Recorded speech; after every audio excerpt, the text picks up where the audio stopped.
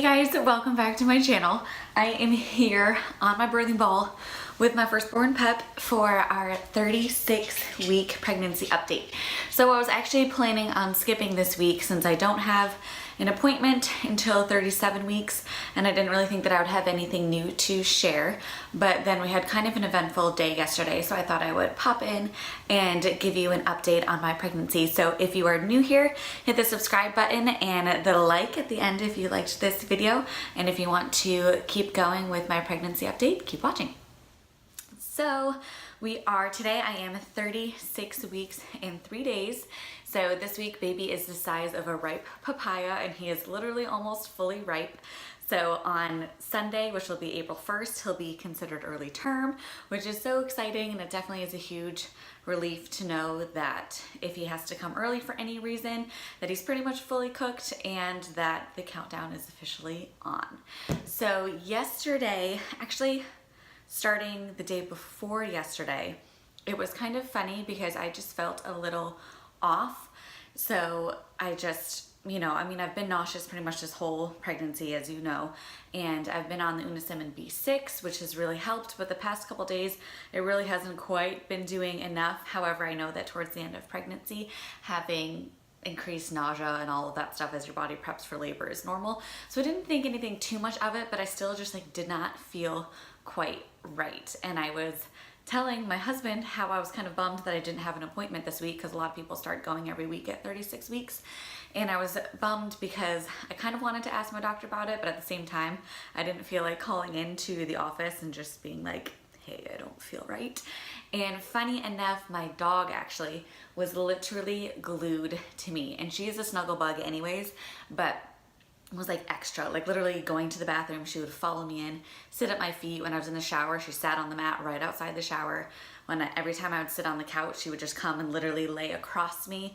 I mean, she loves me, but she really loves my husband, so usually she snuggled with him. So it was definitely noticeable that she was attached to me, and that's exactly how she was actually the week before I found out that I was pregnant. And so looking back, it was kind of funny that she could tell my hormones were changing. So I was sort of wondering if maybe, as we get closer to labor, if I'm having a hormone surge, since I've had terrible breakouts with more nausea. And I was like, maybe that's kind of it. So I had that in my head, which made me laugh. But once again, calling into the doctor and be like, hey, I feel weird and my dog is acting weird, they'd probably think that I was crazy.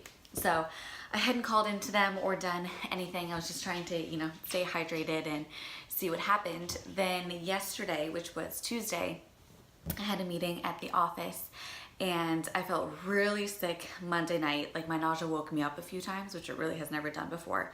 And then in the morning, I really didn't feel well, but I took my full dose of anti-nausea meds, had some breakfast, and I was definitely feeling a lot better.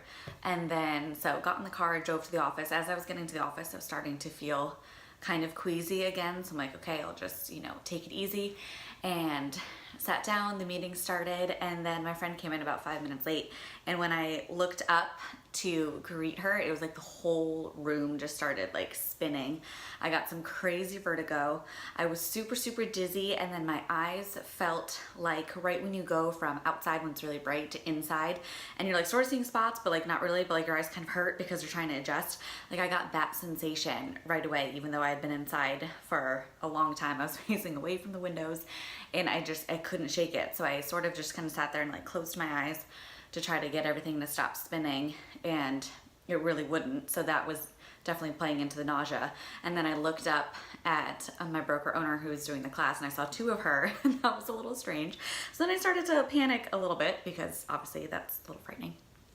So I just kind of tried to breathe, and then I got up, left the meeting, got to the back room, and once again, kind of funny now because I was like, okay, I just need to sit with my head between my legs and calm down. But if any of you are 36 weeks pregnant, you know that you can't exactly do that. So I only got about this far, and I was like, well, that's not helpful. So it really was not letting up. And then I texted my friend who's labor and delivery nurse, because once again, I'm always worried about being hysterical because it is the end of pregnancy. I know you can get dizzy and all of these things are normal, but I just did not feel I just felt something was not right. So I texted her what I was going through and asked if if it's crazy or should I call and go in, and she said, no, you definitely need to call. Her thoughts were either preeclampsia or dehydration. But so then called, it took a long time for them to call me back. So in the meantime, my husband came, got me from work, because I was still, the whole dizzy spell lasted for pretty badly for over an hour. Then it got a little better to the point that I was still like, I had calmed myself down. And, you know, my friend had great advice. She said, you're 36 weeks. You know, there's really no need to panic at this point, because if there's something wrong, they're just gonna pop him out and he's good to go at this point. So there's really just, you know, you just need to breathe and relax, and, you know, either they'll have you come in or I could go to her and she could take my blood pressure and all of that stuff. So that definitely calmed me down. So by the time they called me back, I was still, you know, not quite right. Like I didn't have like the intense dizziness, but the vertigo was still there a little bit. But I went to Walgreens, took my blood pressure, which was like 131/80, I think. So still fine. So that also calmed me down, because we were waiting for the phone call. So if I had gone in and my blood pressure was crazy, we would have just gone into triage. But they called me back shortly after, wanted me to go into labor and delivery triage just to check everything out. And so thankfully by the time I got there, I was feeling much more calm.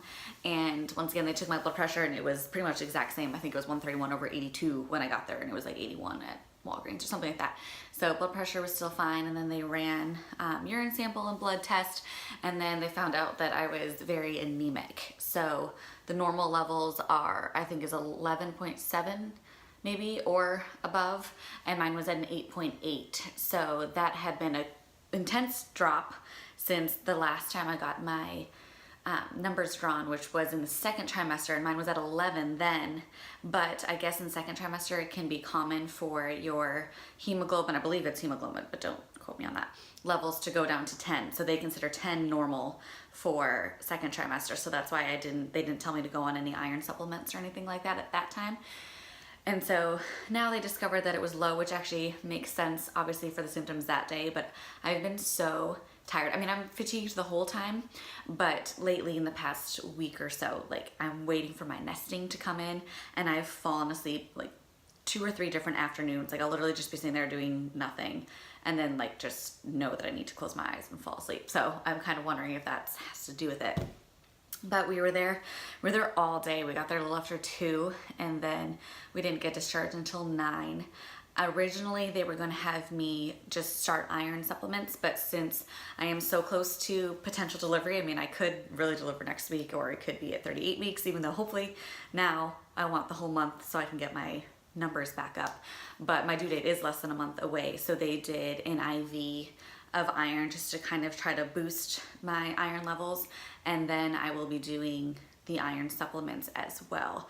At my appointment next week, so today is Wednesday, I have an appointment on Tuesday, I'll find out if they want me to continue doing IV iron either weekly or bi-weekly until delivery, because there's really just not quite enough time for them to wait 3 weeks to see if the one was enough, because I could be delivering then. So like I said, my numbers are like 8.8. They don't do transfusions until 7.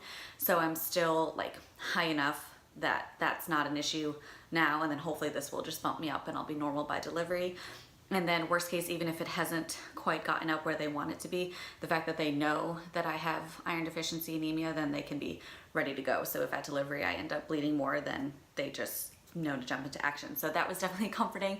It was really comforting to know that I am not crazy, because I feel like I'm very in tune with my body. And so like I just know when something is off, and my husband, who never gets sick, just thinks that's all in my head and thinks I'm a little crazy. And so I was very vindicated that I was not dehydrated, because I've been doing really well drinking water, and it's so hard for me to drink a lot. So I was going to be so irritated. I mean, obviously, if it's dehydrated, that's something that could be fixed easily. So it's not that I would have been mad, but I did feel vindicated that I know that I've been drinking my water and that I've been doing great, and I just knew that something was up. So even if you can't exactly word it to your doctor, like, hey, I just feel off, definitely if you feel like something is wrong, it's worth calling and checking. My midwife said that there's a lot of people that come in with just dizzy spells or just kind of feeling off, and that, you know, sometimes it's dehydration, sometimes it's something. So definitely glad that we went in, so that wasn't a surprise, because they don't check my blood work again until I deliver. So had I not had that dizzy spell, they would have not known that I was anemic until delivery, and then who knows what would have happened. So definitely happy that that happened, and then now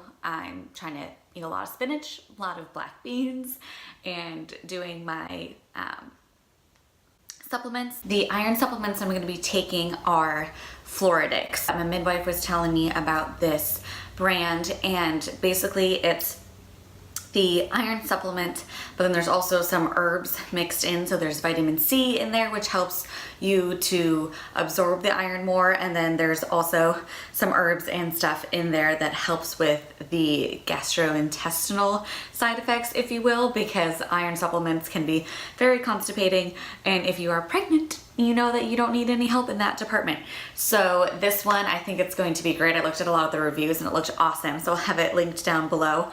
Obviously I have not started it yet because I just ordered it, but it's supposed to be great, help your levels and not hurt your stomach as much, not, you know, play into all of those other symptoms. So fingers crossed that works well. But that has been my very eventful 36 weeks. We're still don't know how big he is. I was hoping that maybe they would tell me a little something while I was there. As I was getting discharged, the nurse asked me if they checked my cervix, and I was like, no. And I wondered if maybe they would do it, but at that point it was like 9 o'clock and I was ready to go. So I should be checked next week to see if there's been any progress made. But the whole day yesterday he was rolling like crazy. He was literally a roly-poly, kicking. When I had the monitors on, he was like pounding them and kicking them, which was really funny. So that was also a huge comfort, and he had been kicking all morning. So had he not been kicking or things had been a little different, I definitely would have probably not waited for them to call me back and gone right in. But he was moving, he was kicking, you know, they checked his heart rate, and obviously we're watching that the whole day that we were there, and they said he looks great and super healthy. So I think it's gonna totally end up being a non-issue, and I'm just happy that they were able to, you know, get that in me, and then we'll be ready to go for D-Day. So hopefully now I want him to cook for at least another 2 weeks so I can get my numbers up, and then we can't wait to meet him. So I will do a little belly shot, even though it's only been about a week since my last one, if I can get up off this ball. But we have, let's see, I can't quite, my head's a little cut off, but it's fine. So he is still growing. I don't know, I can't really tell if my belly is changing much or if he's dropped. I did hear that people with short torsos like I do, like my hip bones are all the way up here, that a lot of times you can't see the baby drop as much. So you can feel it though, and like I mentioned last week, the lightning crotch, the waddle, it's all there. And so I'm definitely feeling symptoms of him moving down there, even though he's still kicking in my ribs. But as my midwife said, there's really just no room for him. So he might be kicking my ribs until delivery because it's just so compact. So hopefully I'll have even more of an update on if we're dilated or effaced or what their guess is as far as his size and when he's coming in my update next week. But once again, thank you so much for watching, and I will see you in my next video. Bye.